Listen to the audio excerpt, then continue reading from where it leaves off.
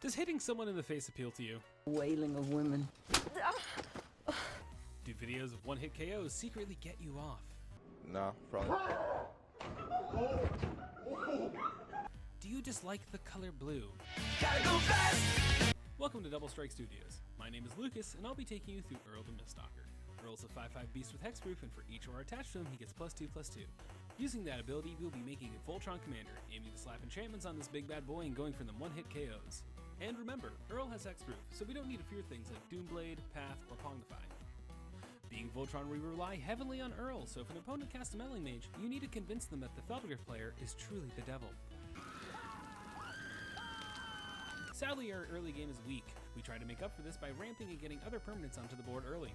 The biggest benefit of this deck is its simple style of play. Ramp, play enchantances, cast Uril, throw all the enchantments you can on this big beautiful bastard, and kill that player who smacked you for 5 on turn 4, because we don't make threats, we make promises. We start with Old Reliable, Soul Ring, and since we're in 3 colors, we're also going to be running a Chromatic Lantern. The only other artifact ramp we run are the 3 singlets in our colors. Next up is Colony Heart Expedition, an enchantment that will ramp us after 3 land drops. We're also running a Sylvan Caryatid as a hexproof mana dork with a really nice butt. We have Farseek that lets us grab a plains or mountain. Finally, we have Nature's Lore and Skyshout Claim, getting us untapped mana to let us do more with our turns.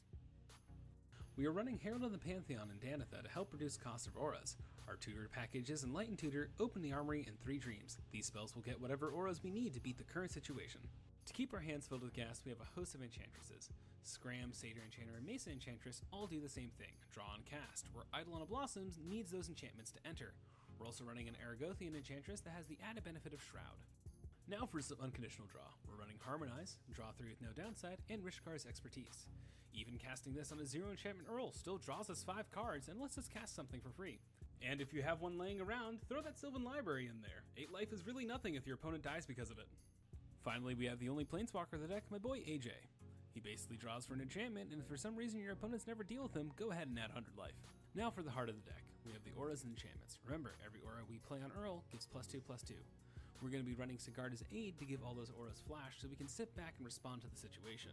Next up, we have Rancor, a classic enchantment that's way too strong to not be playing.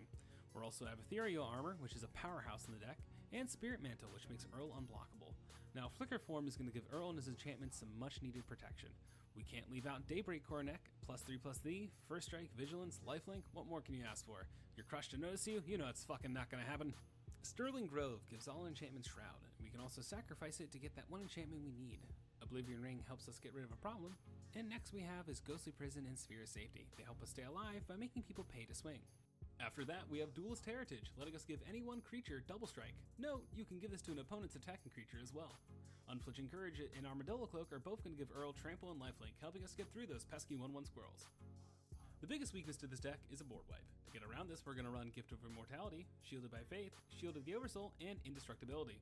Ancestral Mask gets bigger for every enchantment on the board, not just your own, so you can now thank the Pillow Fort player for being that guy. Battle Mastery plus any other aura should equal 1 dead player, and we got On Sarah's Wings, which might as well say, here's a lot of keywords. If you like Rancor, you're going to like Angelic Destiny. It gives flying and also returns to hand. Spectral Ward gives pro every color, letting us swing face in almost every board state while keeping all those auras on Uril.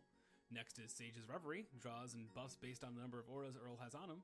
We also have Sunbird's Invocation, lets us get bonus value with each spell we cast, and Celestial's Mantle lets us double our life total every time we hit a player. Now for our big boy finishers. Prodigious Growth, Nylea's Colossus, and Eldrazi Conscription. If you resolve any of these, there's going to be one less player at the table. Finally, let's look at the utility cards. Swords of Plowshares exiles a problem creature. Pyroblast lets us say no to that mono blue player at the table. Hull Breach deals with the problem enchantment or artifact. Granite Polisher lets us play out our turn in peace. Beast Within deals with any permanent we don't like. Naya Charm has a lot of versatility. Seize the Day plus enough mana can kill 3 players in 1 turn. And Retether helps us recover from a board wipe. Sigarda is our backup commander and prevents us from sacking Uril. Finally, we have Winds of Wrath, destroy all creatures but Uril about 90% of the time. The other 10%, we put ourselves into a really bad position and should probably just pack up and go play Pauper. Pauper sounds fun. Let's look at the land division of this deck. We have 13 green sources, 6 red sources, and 18 white sources. I understand not everyone can get a hold of old school duels, where others it's not a problem, but if I would have to recommend any lands, I would suggest getting Shocks, Checks, and Tangos. Colorless lands I would recommend for this deck are Reliquary Tower, Temple of the False God, and Rogue's Passage. Uril the Mistalker is an extremely fun deck to pilot and should bring a smile to your face as your opponents cry holding a hand of targeted removal. I'd like to thank you for watching, and remember, when cutting your opponent's deck, lock eyes with them and never blink. This shows dominance over them. Or that you like them, one of the two.